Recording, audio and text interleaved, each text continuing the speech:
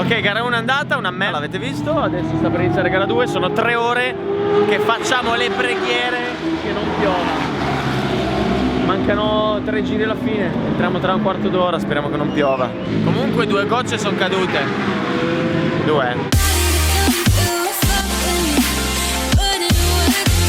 Dopo il disastro di gara 1 non mi sarei mai aspettato così tante persone a salutarmi fuori dal box e addirittura a farmi complimenti. Eppure eravate tutti lì ad aspettarmi. E ancora una volta mi sorprendete e non smetterò mai di ringraziarvi per tutto il sostegno che mi state dando. Tornando alla gara, più corro in moto più mi rendo conto di quanto sia difficile come sport e di quante cose servano per vincere una gara. Serve talento, follia, resistenza fisica, lucidità mentale, capacità di gestire gli imprevisti, capacità di prevedere gli imprevisti, tecnica, esperienza, malizia, cattiveria e naturalmente un po' di fortuna ogni tanto non fa mai male. Più corro, più ammiro tutti i piloti di moto che, ve lo posso garantire, standoci dentro e guardandoli, riescono a fare cose che voi umani non potreste immaginarvi. Dopo gara 1 ho imparato alcune cose. La prima è che ho ancora paura di questa Yamaha R1. Ogni volta che apro il gas e si alza davanti mi spavento e chiudo istintivamente il gas, innescando situazioni brutte come la seconda partenza. Poi sono ancora troppo rigido sulla moto e mi stanco troppo in fretta.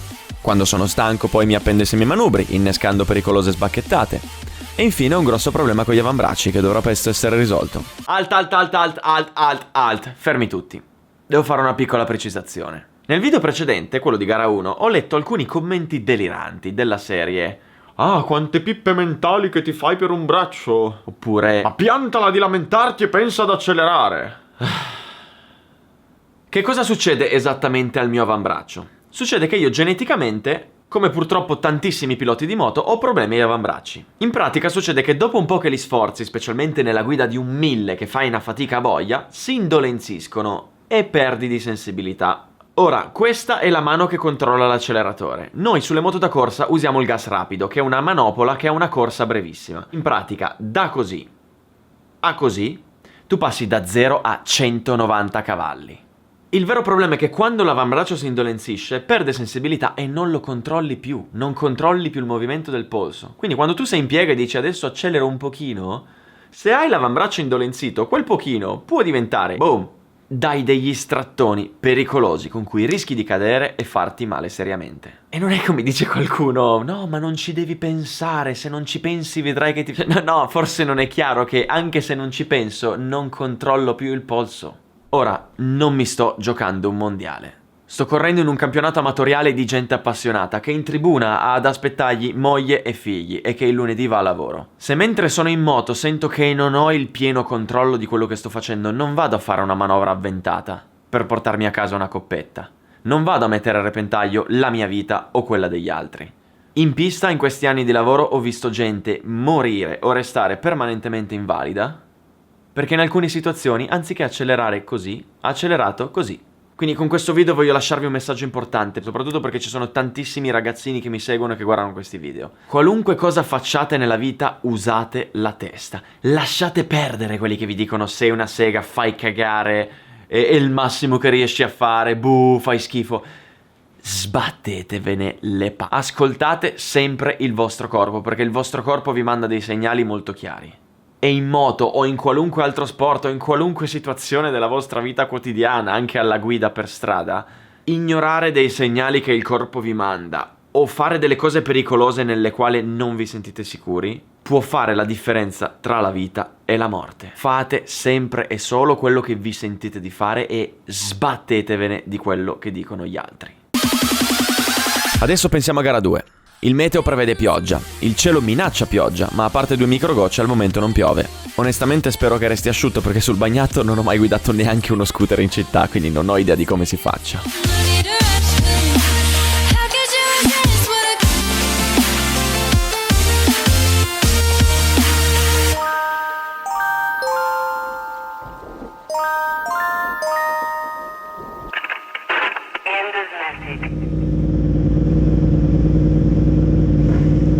Prego, la partenza.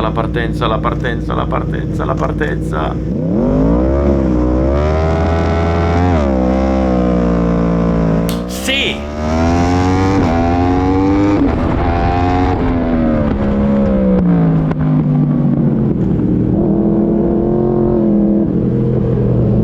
palladino davanti! Sono uscito piantato! Adesso devo difendere l'interno perché sennò mi passano.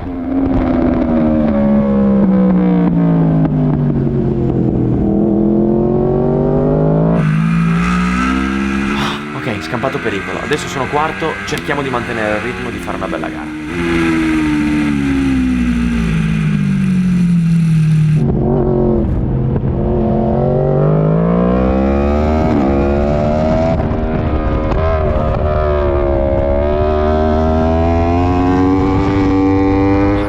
Anche in gara dove faccio fatica.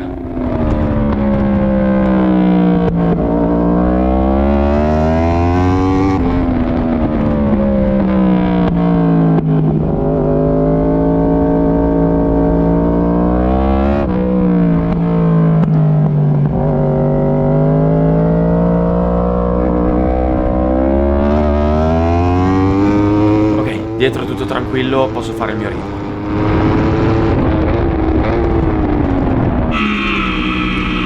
Guarda Palladino cosa fa! Guarda Palladino! Dai che se si ostacolano tra loro si rallentano e io riesco a recuperarli.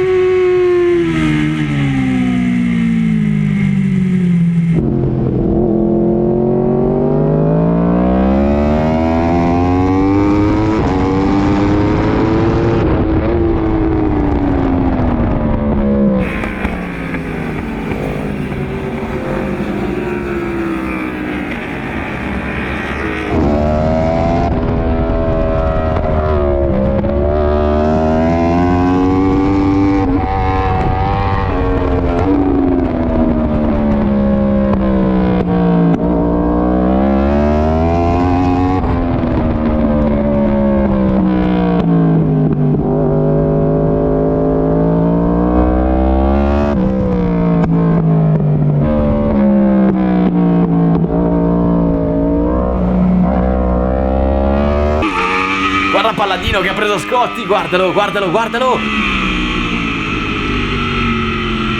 Oddio, cosa stanno facendo?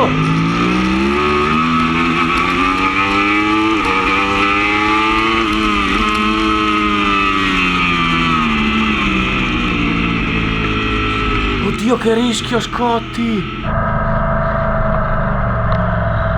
Madonna, di quanto l'ha mancato!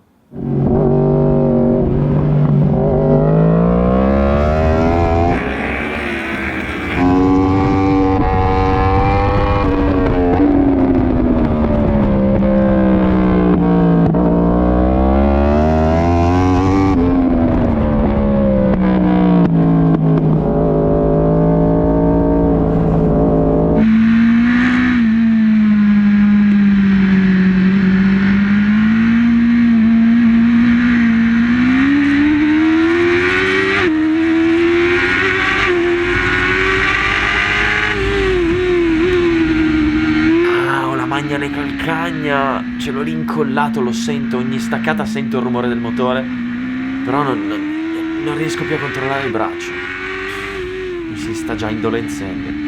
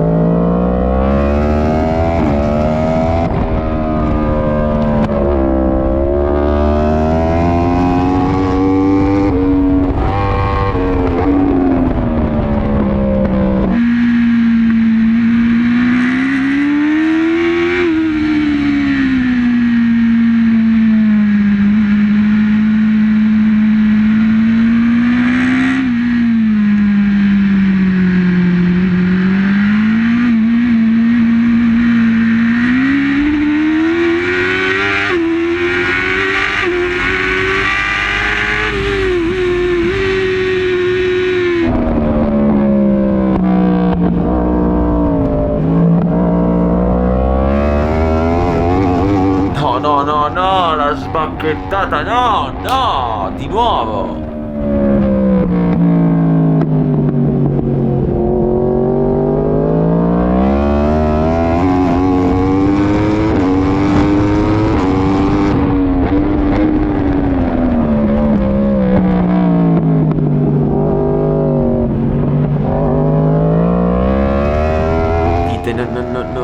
riesco di nuovo a direzionare la moto. È incredibile, quando sono a gas pieno è lei che porta me.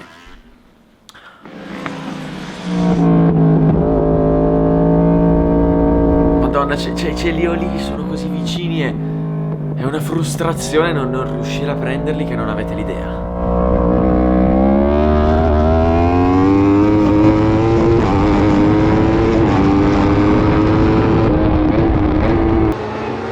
Oh, guarda la Magni, ha passato D'Ambrosio. Dai che ce li ho lì, dai che ce li ho lì.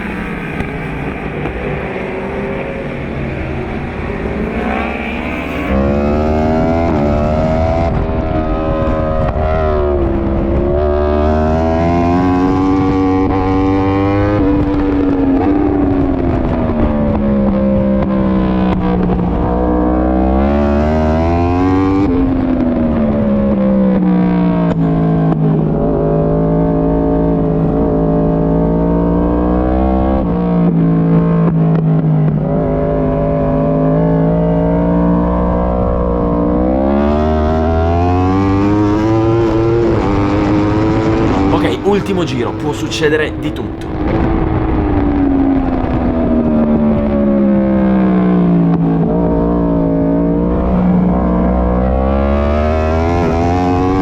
Guarda la Magni su Palladino, guardalo! Oh oh!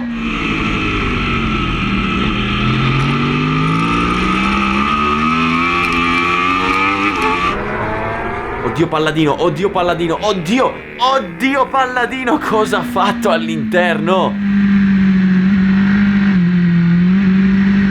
Dai che siete qui, dai che siete qui!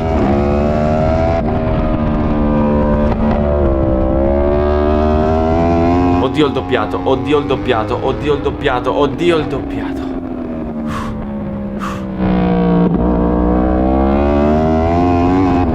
Vorrei provarci all'ultima curva, ci voglio provare, ma non ho il controllo della moto, non ci riesco. Cazzo.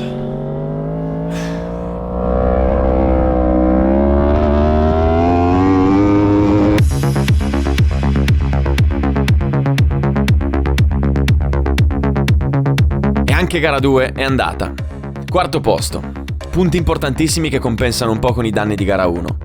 Il campionato adesso vede Palladino al comando in solitaria con 85 punti, poi D'Ambrosio 65, Scotti 61 e io 55. Quando mancano 6 gare alla fine è tutto apertissimo. L'immagine più bella che ho di questa gara è l'ultimo giro in cui eravamo tutti e 4 lì, uno attaccato all'altro, sdraiati giù in piega. In quel momento ho provato un'emozione fortissima che non saprei bene come descrivere. Gioia, divertimento, adrenalina, spettacolo, stupore. Non credo che esista un termine per definirla, ma in quel momento mi sembrava di essere in MotoGP. Io ve lo giuro, che figata pazzesca. Allo stesso tempo per tutta la gara mi ha accompagnato la frustrazione di averli lì a portata di mano ma non riuscire a prenderli, in quanto non riuscivo a far fare alla moto ciò che volevo ed è davvero frustrante voler fare qualcosa ma non poter farlo. Prossima gara, circuito Tazio Nuvolari. Mai girato in tutta la mia vita, neanche con un triciclo. Per fortuna stavolta farò 3 uscite prima della gara, 2 con la moto del team e 1 con la moto in prestito, anche se, già lo so, sarà una pista molto tecnica e molto difficile.